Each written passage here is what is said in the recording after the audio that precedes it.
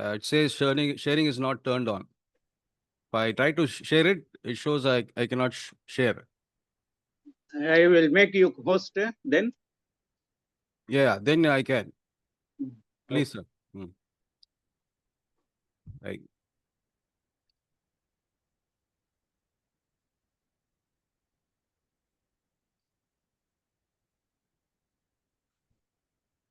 Yes, sir, I can do it now. Yeah. Yes. Okay, people, can you look at my screen? Yes, yes, visible now. Yes, sir. Okay, right. So what is positive psychology in classroom? Okay, right. So it is based on, I told you, it's based on attitude. So most of the time, what teachers have, what problems teacher have, right? See, most of the time, the what problem the teachers have is weak students. Okay. And sometimes those who are already, toppers, sometimes the teachers see that their performance is declining down, isn't it? Okay. So what kind of solution do we have for such students? How do we manage them? How do we bring them up? See, managing with students who are already toppers, who are really good in their subjects, is not a big task. Okay, coaching them, giving them important questions, trying them to excel in each and every subject is not a big task that anyone can do. But what is difficult is how to manage those students who are weak or those who are already toppers, but their performance is declining. That is the most challenging job for a teacher, isn't it? Right? So this is what we are going to discuss today: how to manage such students. So the solution is positive psychology in classroom, right? So it is a different approach. Okay, it is based on psychology. Now certain teachers might think, see, psychology is not my cup of tea, or it is not my headache. Okay, the psychologist, the therapist will take care. Nowadays we have therapist visiting every school has a psychologist or a psychiatrist, some counseling therapist. Okay, she or he comes and sits in a room and they talk with the students, right? The students are also very happy. They are very excited that we have some doctor in the school. Let's go and talk. But most of the time, it doesn't work. You know why? Because student, they always like their teacher to touch their hearts, to talk to them, to try to resolve their problems. Because they look at teacher as a hero. They emulate the teacher. They walk how the teacher talk, right? So when it comes from the teacher, it is going to be really very effective, isn't it? We all have felt, right? Now it is the trend. Like we see all the psychiatrists sitting in every school, uh, the high five schools mostly, right? But if we look into our lives, we will realize that some point of time there was someone who really touched us. Okay, when we fell, when we got low academic, marks or any setbacks, any problem happened in our life, there was somebody who touched our heart, tried to console us, tried to bring us up, isn't it? Might be your own parents, might be uh, our uncle, might be any relative, but it happened, right? Only because of that we were able to, yeah, bounce back. Yeah, this is called what? Resilience. Okay, you can note down this word, resilience. This is what is needed today, resilience, because most students, they are not able to cope up with their problems. They are not able to understand, realize their emotions. They are not able to understand what kind of problem they are going through in their academic career, right? So this is what positive psychology is going to do. Okay, it is going to concentrate on the strengths of a student. Okay, rather than only trying to solve what problems the person have. Okay, we are going to focus with this method. We are going to focus on the strengths of a person or a student. Okay, each person is unique. Do you agree or not? Yes, each person each student is unique, right? For example, let's say there is a student, he's not good in math, he's not good in arithmetic, he's not good in science, but he might be good in social skills. He might be good in other skills. So throughout the his academic career, the teachers, the parents might be telling you are not up to the mark, you are uh, really bad in your academics, you are scoring very less, you are not fit. But later we might see that he becomes a superstar, right? It happens. Later, he gets into his passion and he has his own startup. Maybe he starts his own food industry, his own industry based on hobby. We have seen many times. They were a couple, a father and mother. They both were doctors. They wanted their son to be a doctor. With a lot of difficulty, they persuaded him. He became a doctor. But after he practiced 2 years, he went back to his passion. He started his own car garage. He is very fond of cars. From childhood, he was very fond of cars. But their parents, they made him to, become a doctor. With a lot of difficulty, he became a doctor. But after 2, 3 years, he went behind his passion and he opened his whole race car garage and he's earning in lakhs. Whereas whereas he was there in the hospital, he would do his night shifts, lot of stress, lot of anxiety. But now he's doing good. He's dwelling in lakhs because he has gone behind his passion. Okay. So what do we do is we always try to always look for the negative issues. Okay. The negative aspects in the child, the negative aspects in the person, rather than concentrating on the positive aspects. Right. So this is what is positive psychology is. Okay. And mostly the purpose is to, you know, increase the intelligence, especially the emotional intelligence. Now, in our times, we face problem, right? I don't know how many of you have felt this, that most of the time, students are not responsive. They are not they don't have that bonding with the teachers. They don't understand anyone's emotion. Okay. You have to repeat several times your instructions to the student. I mean, the general instructions. Don't go there, do this, don't do that. You might have to repeat several times. The student is not able to grasp your idea. The student is not able to understand your emotions, right? And there is no bonding nowadays between students and the teachers. And on top of that, we have AI. Students are behind AI. They want to get answers from the AI, right? So how many of you felt there is lack of bonding between the teachers and the students? Can you just type in? How many of you are feeling it? That there is problem between the students and the teachers in our era with respect to empathy, showing empathy, right? Understanding. Okay, the common bonding. How many of you agree with me? Yes. So most of us might agree. Okay, this is common nowadays. This is not just happening in educational institutions. It's happening everywhere, even in the industry, in the offices. There is no bonding. Like it is very difficult to really make people understand, right? People have very less empathy. They don't have care for others. Okay, they just work like machines. Okay, so what happens here is as time goes on, people they lose relationship. They have difficulty in their jobs, right? They have difficulty in their relationships, right?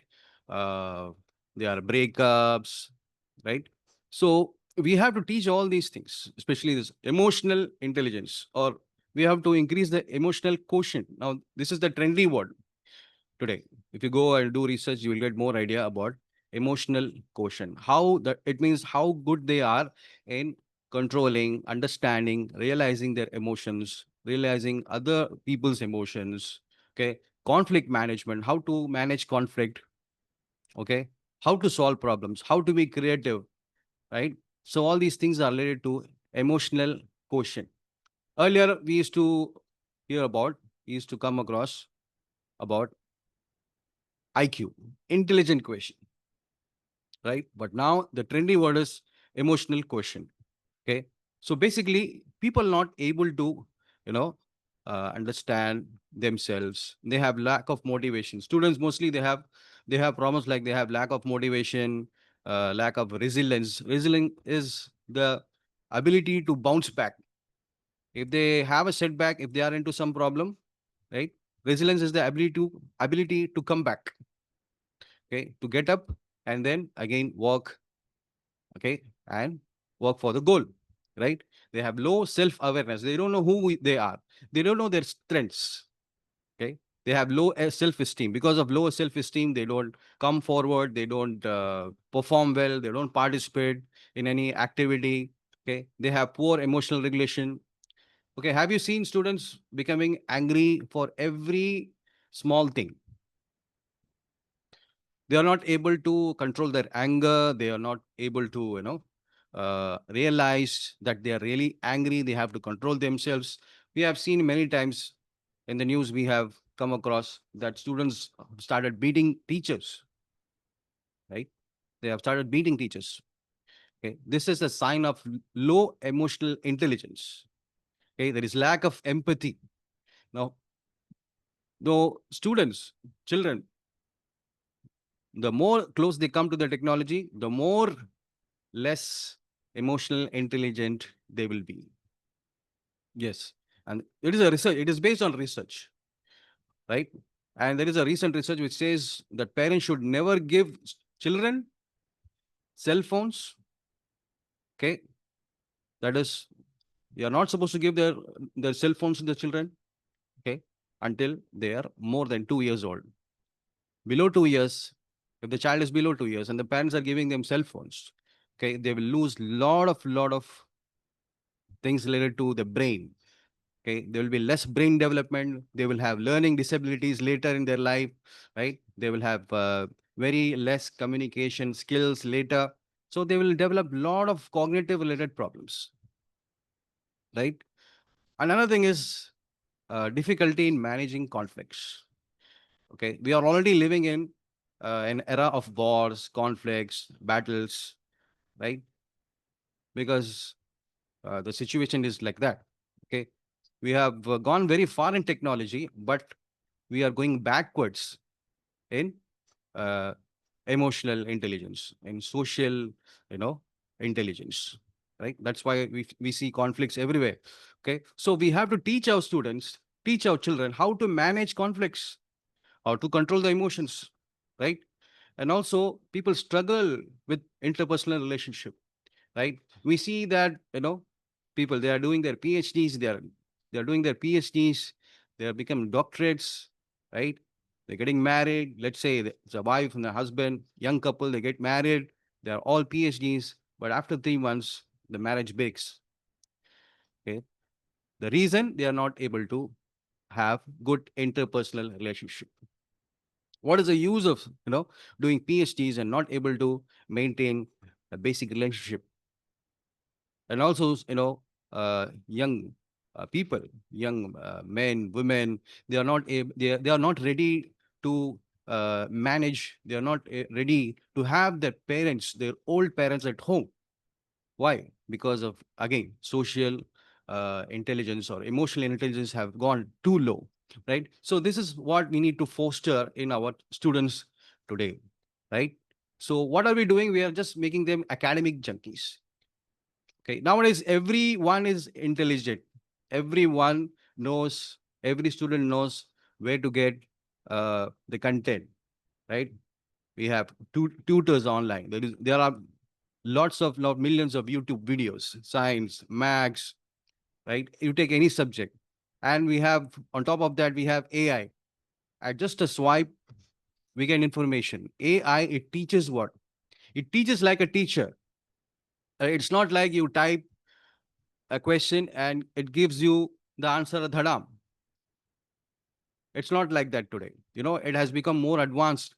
Okay, it teaches the student step by step, right? Step by step. First, it asks the student to solve the first step, then second step, then it teaches how to get the final answer, just like a teacher.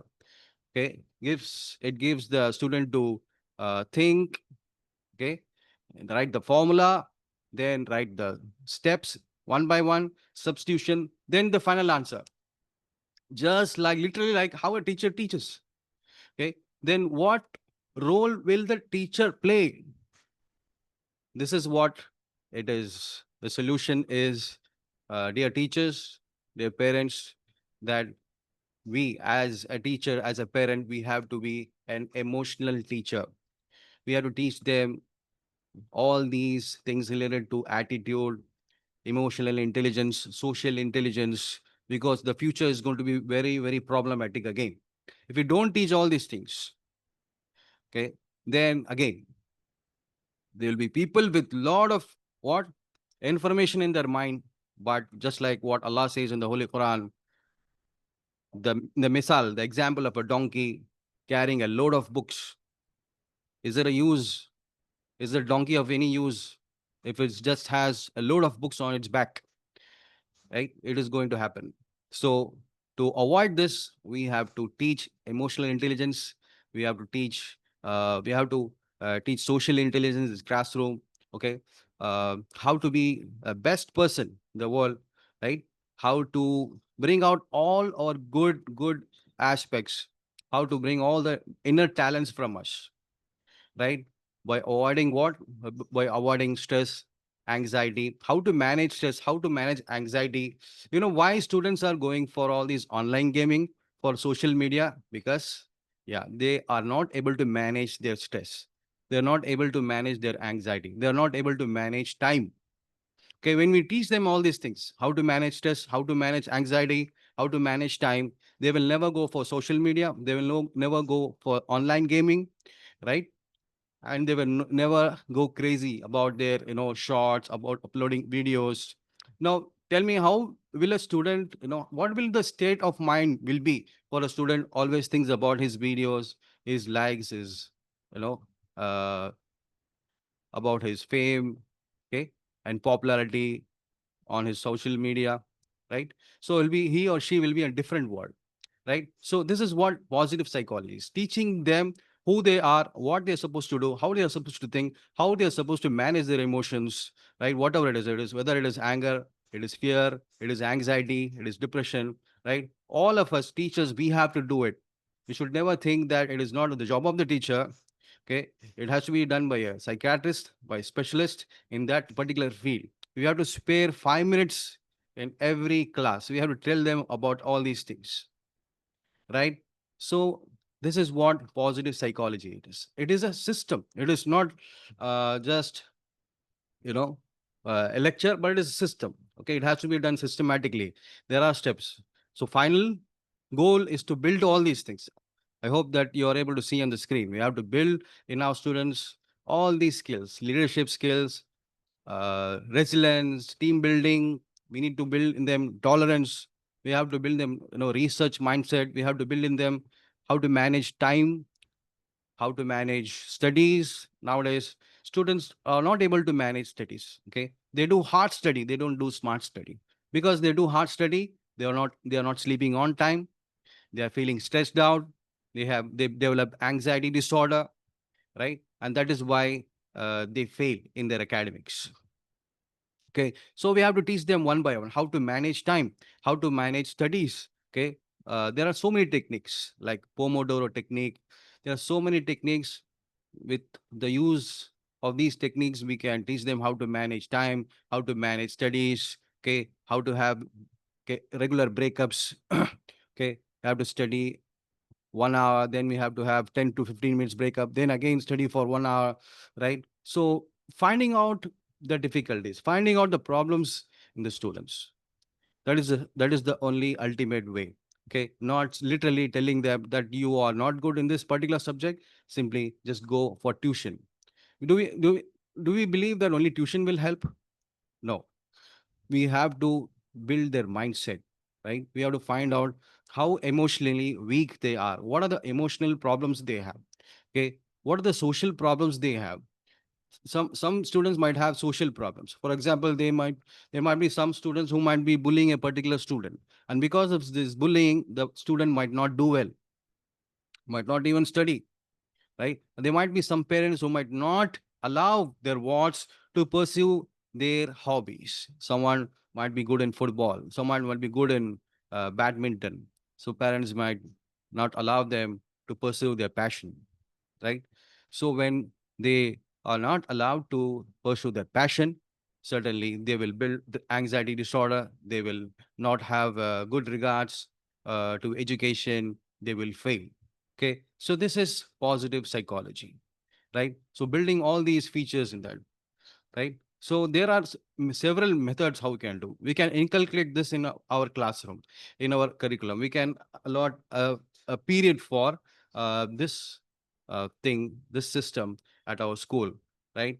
How to really grow students in this field, right? So there are certain activities which we can do, right? And we can also arrange sessions. We can bring experts to really read each and every child and understand, realize what strengths the child has, and we can ask the child to pursue their dream, work on their potential, positive aspects, their strengths, work on their strengths, right? And there are a lot of activities, class activities, which can be done. We can ask the students to write about their positive aspects, about their strengths, whatever it might be non-academic. All those things we can ask them to write every day in their notebooks, in their journal, right? There are mindful practices, right? So it's a big system actually, which I can't explain to you today in this program, in this webinar. So we can have this session part by part, where we can discuss uh, all the activities and other things, inshallah, right? So I think we are at the end of the session. You may ask few doubts if you have. If you have any queries, any doubts, you can just ask. Sir is a psychologist also. So any psychological related things you can ask.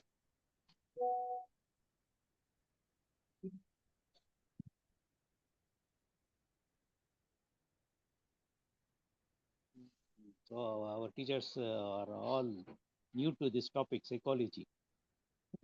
Okay, So no problem. So let them think. Let them go through the video again. The recordings available, I think. We have yes, the yes. YouTube channel. So let them go through the video again. And if they have any doubts, let them note it down. We can discuss in the next class, next part, inshallah. Yes, yes, yes. Thank you very much. Jazakallah. Syed Abdul Ahad Sahab has given a very positive thing about positive psychology in classroom. So managing classroom is nowadays becoming more and more difficult with the emotional quotient of the students increasing and showing variant, and it is very difficult for the teachers to cope up with their emotions in the class. So this positive psychology tips, which practical things Ahad sir will be giving in future also will be helpful to us. So we are thankful, sir, and indeed we are benefited by your talk, and in future also the next part of it we will be listening from you. You have given today science of low emotion intelligence. So science you have given a lack of motivation, low self awareness, low self esteem, poor emotional regulations, lack of empathy, and all that. So what are the solutions we will be hearing in future also. Thank you very much for giving time to us. With this, the program ends. Again,